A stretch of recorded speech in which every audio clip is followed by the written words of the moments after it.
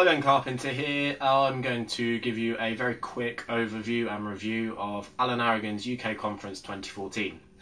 I'm not going to try and summarise the topics that we went over. It would be a bit disrespectful to Alan, as well as all the attendees who paid good money to be there. So this is more my review for people who want to know what it was like, want to know what his seminars are like, if they're thinking of doing one of his seminars in the future, etc, etc.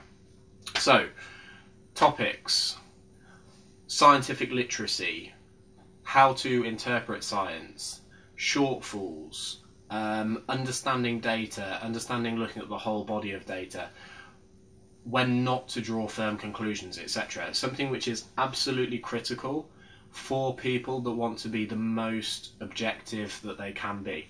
This is not about seeing one research study and drawing an absolute conclusion from it. This is about looking at all the research and drawing the best conclusion from it.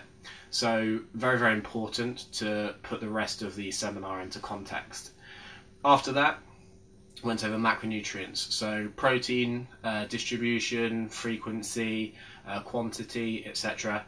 Carbohydrates, again, quantities, distribution, frequency in and around workouts, discussing things like carb backloading or front loading, etc. Fats, quantities, ratios, conflicting research in terms of body composition, health, etc. So then we went over alcohol, went over potential renal acid load, adrenal fatigue, fad diets, paleo, of course, went over long-term programming, overcoming weight loss plateaus, programming for athletic performance, linear versus non-linear strategies. We went over a lot, it's fair to say. So, my review. Now, first things first, I am not very good at sitting in anywhere, really, statically for 8 hours. The idea grates on me quite a lot. I'm not very good at sitting still. The last seminar that I went to after 8 hours, even though it was helpful and educational, I could have fallen asleep as soon as I finished. Staying awake through the whole thing was hard, even though it was good content. Alan is a very good presenter. He's funny, people listen to him, he's good with personal anecdote, he's entertaining. Rather than wanting to fall asleep, I finished the seminar and actually went and squeezed in a training session, so that was a nice bonus. Education shouldn't be boring. So I enjoyed that. He's a good presenter. He's a really good presenter. The most important thing for me, now the reason why I'm a big fan of his work is his desire to be as objective as possible. It never feels like he has his own agenda to push. I know a lot of people feel that when he gets into kind of online debates with people, but when you go through a seminar and you've got more time with him, you'll realise that that's the complete opposite of what he's actually like. So when discussing any topic, he presents the entire body of research for that topic. So there will be, for example, studies for and against carb timing.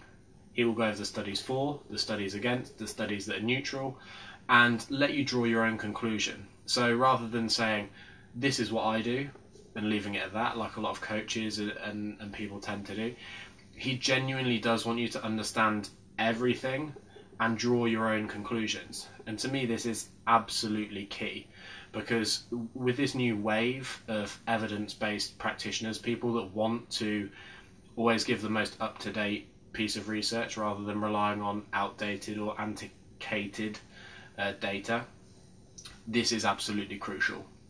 This is not for people that read one study abstract and draw a firm conclusion from that.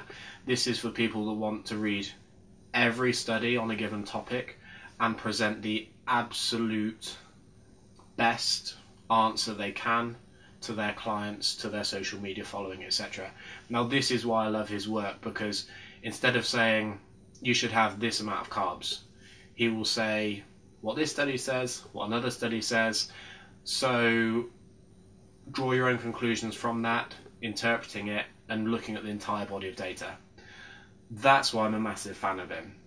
Also, over the course of the seminar, one of the things that was really, really obvious to me was his willingness to help other people. I've been on seminars before where when say the clock hits for lunch hour or the end of the day, the person teaching is very sudden to get out of the room, have their lunch, etc. And I wouldn't blame them. You're getting paid for your time there, not necessarily for your time afterwards. So if you want to leave, that's absolutely fine. Now, Alan was answering questions at the onset of lunch break. I come back 40 minutes later, he's still there answering questions for people. And I almost got a little bit frustrated. I was like, guys, let the guy go and have a lunch, let him have some downtime after standing there for 4 hours. But what this is a testament to is his own personality, how much he wants to help people, how much he is willing to give and help people. I had the pleasure of sitting next to him over dinner, so me and a dozen, I think, roughly other people, and I discussed with him in detail some topics, supplementation, nutrition, whatever it was, and he's you can tell that he is one of those people that loves what he does, and almost like he can't give someone enough time. And I've got a massive amount of respect for that, because I have the same feeling where I dedicate a lot of time to helping others. And I think that's why I resonate with that so well. So, summary. If you're someone that wants the best advice, the most objective advice, you want to be brought up to date with all of the current research, I strongly, strongly recommend his seminars, conferences, etc.